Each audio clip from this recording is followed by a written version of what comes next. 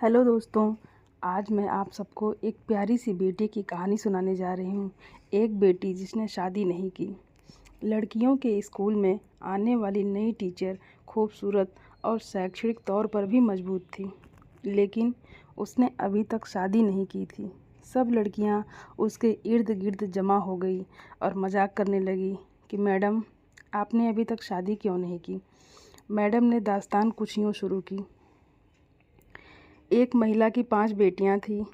पति ने उसको धमकी दी थी कि अगर इस बार भी बेटी हुई तो उस बेटी को बाहर किसी सड़क या चौक पर फेंक आऊँगा। ईश्वर की मर्जी वही जाने कि छठी बार भी बेटी पैदा हुई और पति ने बेटी को उठाया और रात के अंधेरे में शहर के बीचों बीच चौक पर रखाया।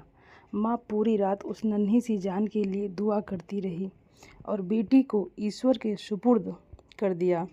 दूसरे दिन सुबह पिता जब चौक से गुजरा तो देखा कि कोई बच्ची को ले नहीं गया। बाप बेटी को वापस घर लाया, लेकिन दूसरी रात फिर बेटी को चौक पर रखाया। रोज़ यही करता। हर बार पिता बाहर रख कर आता और जब कोई ले ना जाता तो मजबूरन वापस उठा ले आता। यहाँ तक कि उसके पिता थक गए और ईश्वर की मर्जी पर राजी हो गए। फिर ईश्वर ने कुछ ऐसा किया कि 1 साल बाद माँ फिर से पेट से हो गई और इस बार उनको बेटा हुआ। लेकिन कुछ ही दिन बाद बेटियों में से एक की मौत हो गई।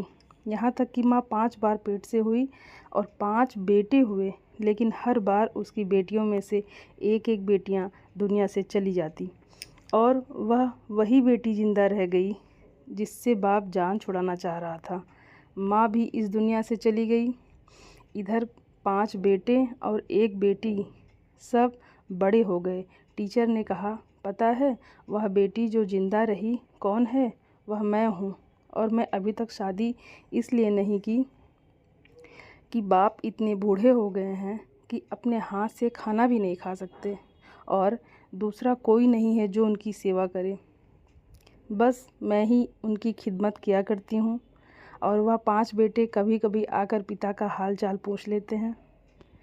पिता हमेशा शर्मिंदगी के साथ रो रो कर मुझसे कहा करते हैं, मेरी प्यारी बेटी, जो कुछ मैंने बचपन में तेरे साथ किया उस पर मुझे माफ़ करना। मैंने कहीं बेटी के बाप से मोहब्बत के बारे में एक प्यारा सा किस्सा पढ़ा था कि एक पिता बेटे के साथ फुटबॉल खेल रहा था और बेटे का हौसला बढ़ाने के लिए जानबूझकर हार रहा था। दूर बैठी बेटी बाप की हार बर्दाश्त ना कर सकी और बाप के साथ लिपट के रोते हुए बोली, बाबा, आप मेरे साथ खेलो ताकि मैं आपकी जीत के लिए हार सकूं। सच ही कहा जाता है कि बेटी तो बाप के लिए रहमत होती है। हर घर में बेटी होना ज़रूरी है ताकि इंसान को पता चले जब खुद की बेटी रोती है तो कैसा लगता है दूसरों की बेटी को दुख देने में। इसलिए कभी भी किसी की भी बेटी के साथ गलत ना करें। बेटी के लिए कुछ शब्द और कहना चाहती हूँ। एक बेटी ने अपने पिता से एक प्यारा सा सवाल किया, पापा, इस आंगन में जो पेड़ है उसे पीछे वाले बगीचे में लगा दें तो? पिता असमंजस में और बोला, बेटी, यह 4 साल पुराना पेड़ है, नई जगह नई मिट्टी में ढल पाना मुश्किल होगा।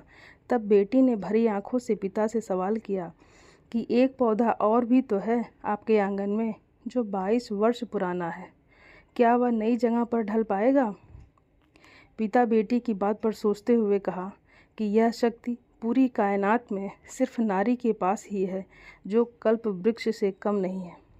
खुद नए माहौल में ढलकर औरों की सेवा करती हैं, ताउम्र उनके लिए जीती हैं।